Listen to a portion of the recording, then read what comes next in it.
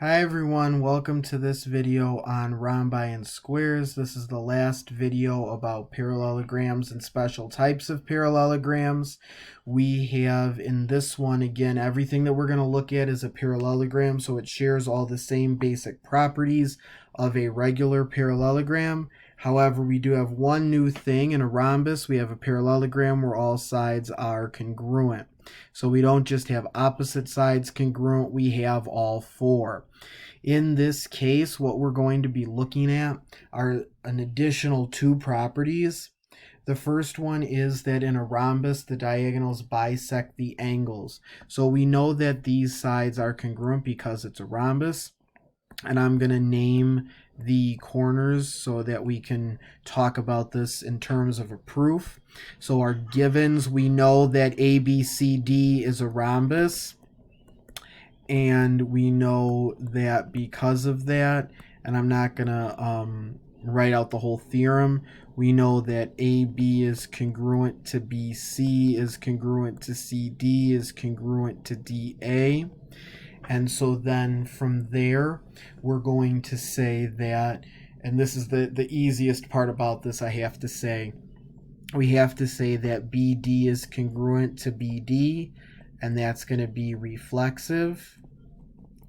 So then we have this, and now I'm going to say, and I'll highlight them for you, we're going to say that triangles are congruent. Surprise, surprise. Triangle ABD is congruent to triangle CDB,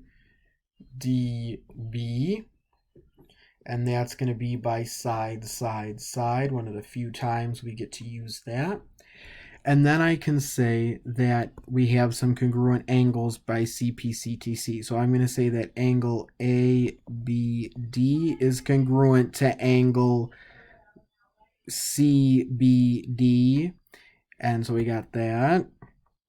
And I'm going to say that angle CDB is congruent to angle ADB, so we've got that.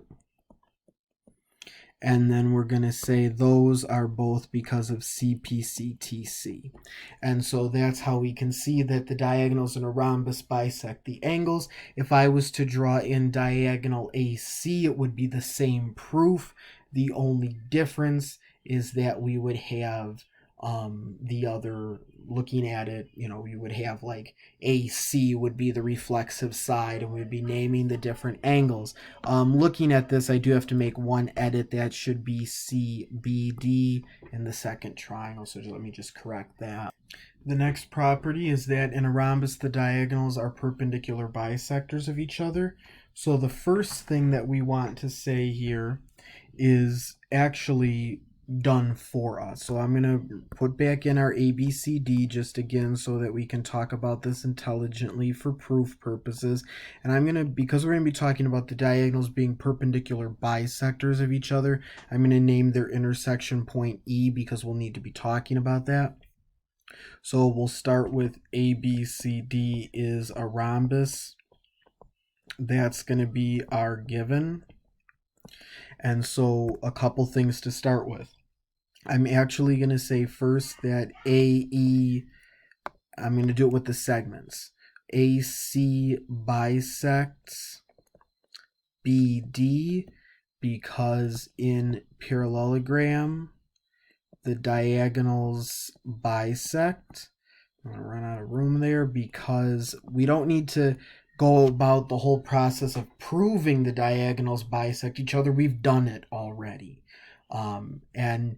And I should say AC bisects BD, and to be perfectly correct, I'm going to say the same thing in reverse, so now we can see they both bisect. So now with this, we're going to do a couple different things with the triangles once again. So we're going to use these two. And so with this, we're going to say that because AB is congruent to BC, because we know that in a rhombus we have all sides congruent, And so with this, we're going to say then that BE is congruent to itself because we know that that's reflexive.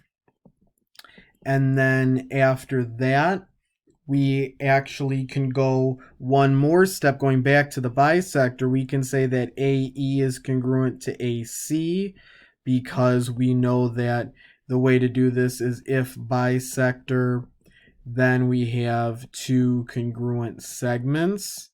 And then from there, we can say that triangle ABE is congruent to triangle BCE by side, side, side. Again, one of the few times we get to use that outside of actually being told to use it. And so then comes the next part. Now, the next part is a little bit involving what in math we like to call mental gymnastics. And the reason we call it that is because it requires us to do a little bit of outside the box thinking and putting things together. So we're going to say that we have angle BEA is congruent to angle BEC,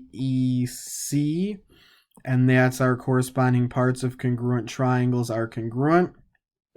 So I'm not going to mark them congruent, and you're going to see why in a second.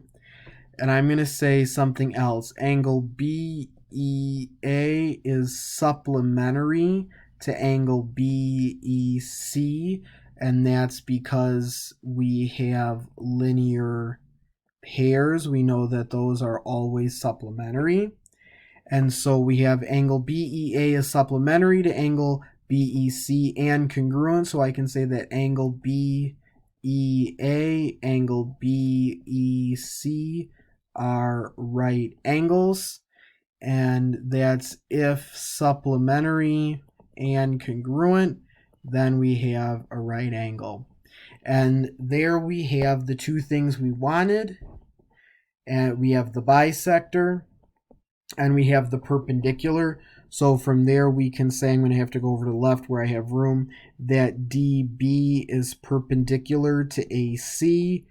If right angle, then perpendicular. So we have this in such a way that we have shown, we already had the bisector part because that was given to us in the fact that a rhombus is a parallelogram, a type of parallelogram. But then we also have the part about the right angle coming from our congruent triangles and the fact those are both supplementary and congruent. And we know that if those two are right angles, then AED and CED are also right angles. All right, the last thing I want to talk about is the square. The square, I really have nothing else to say except to just define it. A square is a parallelogram that is both a rectangle and a rhombus. So it's a type of parallelogram, so we can say that we have two pairs of opposite sides parallel, and we have also the diagonals bisect each other. Because, and actually they are congruent because we know it's a rectangle. We see the four right angles there. So that's the rectangle and parallelogram part of this. And then we simply have all sides congruent because it's also a rhombus, which also makes the right angle in the middle where the diagonals intersect. But again, that's the only thing. Squares are, we like squares because they look nice and they're all four sides congruent and they got four right angles. But really, there's nothing special about a square. A square is just a nice name for what happens when we get that rectangle with all sides congruent. That's all it is. Or when we get that rhombus with four right angles, if you want to think about it that way. All right, thanks for watching the videos on rhombi and squares. So properties to remember in a rhombus: all sides are congruent, the diagonals bisect the angles, and the diagonals are perpendicular to each other in addition to bisecting one another. And then a square is what happens when you put all of the properties of a rectangle together with all of the properties of a rhombus.